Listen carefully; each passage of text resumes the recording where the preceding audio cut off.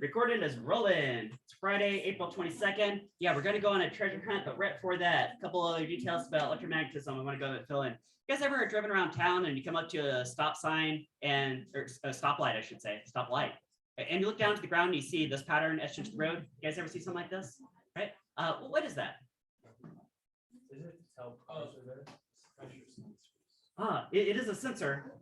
It's sort of like pressure, but it'd be like voltage, right? Because the Earth is a magnetic field. You roll your big steel car over that, there's a little bit of a voltage change, induces a current, flips a switch. That's how the system like knows that your car is there. Sometimes I can flip this with a bicycle. Sometimes bicycle is just enough metal to induce a voltage change. It's kind of a 50-50. But your car is definitely big enough, has enough steel mass of steel. Yeah, I can flip that switch. And so, yeah, look for those if you never paid real close attention before. All right, another thing, I did have you guys build a motor. You guys remember right-hand rule? So if you have electric, current, magnetic field, and a physical force, if you have any two of those lying around, you can introduce a third one. Okay. So, you know what I forgot I could make you guys, have you guys make was an electromagnet. Now, look what I got here. Here's materials. I got a bolt. I got some wire that's insulated except for the ends are stripped. Got some paper clips just to have something to pick up, and I got a battery. But do you see any permanent magnets anywhere around? No, there's no permanent magnets, right? In fact, if I try to pick up the paper clips right now, ooh, it is a futile effort. Cannot do it because no magnet.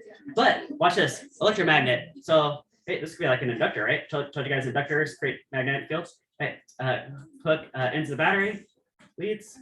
Oh, look at that, picking up the paper clip. Oh yeah, oh yeah. Yeah, look at that. So you can create an electromagnet. It can be done. All right. All right, you guys ready to find this treasure? I need to teach you guys how to read bearing. Read bearing. Right. So there are different versions of this treasure map around, just but they all lead to the same spot. The idea of different versions is that we all want giant class ball. You just get with your friends and then go in smaller groups. But they do all lead to the same spot. There is some buried treasure out there. If you find the here. Okay, if you find the buried treasure, say this before I forget it. There's one of these staked down in the ground. It's about the size of a dime. You can see it from above. And there's a little treasure chest buried down there. So I'm gonna bring with us a spade. You can dig this up. Now, these directions are in terms of bearing. Okay, so it says where to start. So start at the west end field goal post. So we're gonna be out here on this practice field.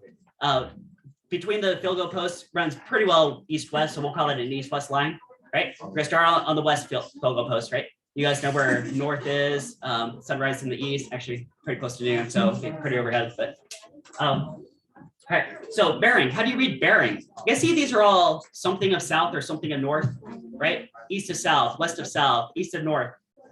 This is just a convention that people came up with, so I went ahead and just copy paste that convention over to this treasure map. But let's try out some of these. So get a good bearing line right there, north-south line. So I got north, south, oops, zoom out a little bit here.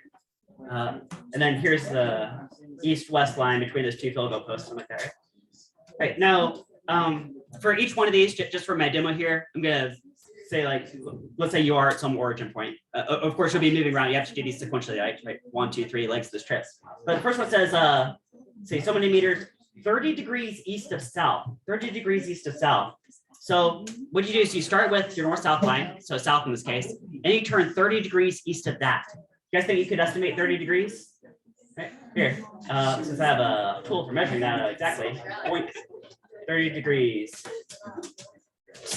So that right there is 30 degrees east of south, right? Got that? Let me do the other two, just for a little bit more practice. This one says 30 degrees west of south. So again, you start with bearing north-south, then I'm gonna go west of south 30 degrees. Let me check that out. What's 30 degrees west of south exactly look like? Point. Be 30 degrees west of south. Of course, you have to get the distance too. Right. Oh, and then how about 45 degrees east of north? 45 degrees east of north.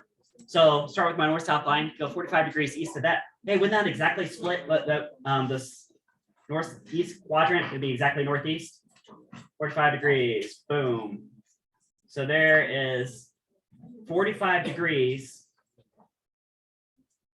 east of north, right? Right? You guys be able to do that? Right. Students are over there have found usually pretty good at figuring out how many meters to walk. You might want to get an idea before you go out there. So I know every step I naturally take is 70 centimeters. That might be good personal knowledge, maybe for that's one way you can figure out. Or maybe you can take like giant pirate steps and mark off about a meter. So maybe after walking around, if you look at the floor tiles, I know 1 meter is a little bit more than 3 floor tiles. Right? Maybe use that as a benchmark. All right, I think we're ready to find this treasure. You guys ready to help? Let's do this.